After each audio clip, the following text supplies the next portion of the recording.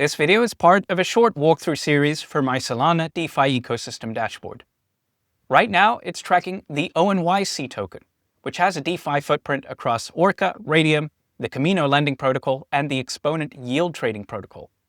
This presents a special opportunity, not just to explore what real-time monitoring looks like on each of those protocols individually, but also to evaluate and visualize how that activity fits together and interacts as part of an interconnected ecosystem. I created short explanatory videos for each page and embedded them directly into the live dashboard demo, which you can explore for yourself via the link in the description box below. I hope you enjoy it. This page monitors the Exponent yield market.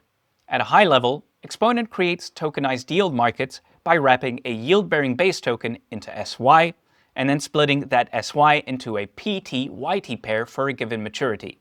The PT token represents the principal claim at maturity, while the YT token represents the variable yield claim over the life of the market. Because not every viewer will already be familiar with that structure, the page also includes a brief protocol explainer and a live market assets panel. These provide a quick reference for the token structure, active markets, maturity dates, and associated on-chain accounts, with Solscan-linked addresses available for inspection. At the top, I summarize the market at a high level. Total TVL, how that capital is distributed across active markets, and the maturity structure of those markets. Once again, I've used a side-by-side layout to make market comparisons easier, but also to help users monitor what happens as maturities roll over. The market duration bar chart here shows how operators will typically allow for a brief period of overlap between an expiring market and a new one, so that capital can migrate directly across maturities. As we scroll down, you'll see that for the left side market here, the data appear much more characteristic for a market that has already expired as opposed to one that is still actively trading. Below that, the protocol capital section looks at token claims and market balances in more detail.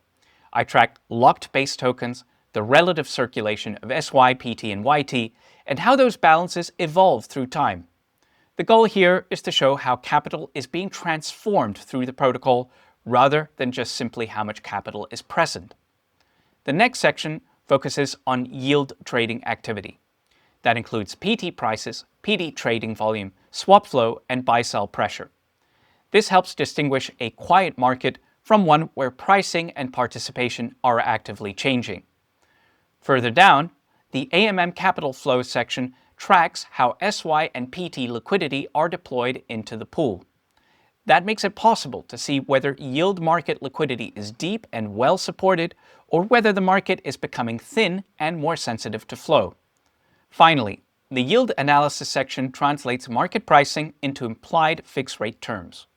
This is one of the most important parts of the page because it connects token balances and trading activity back to the actual yield signal being priced by this market.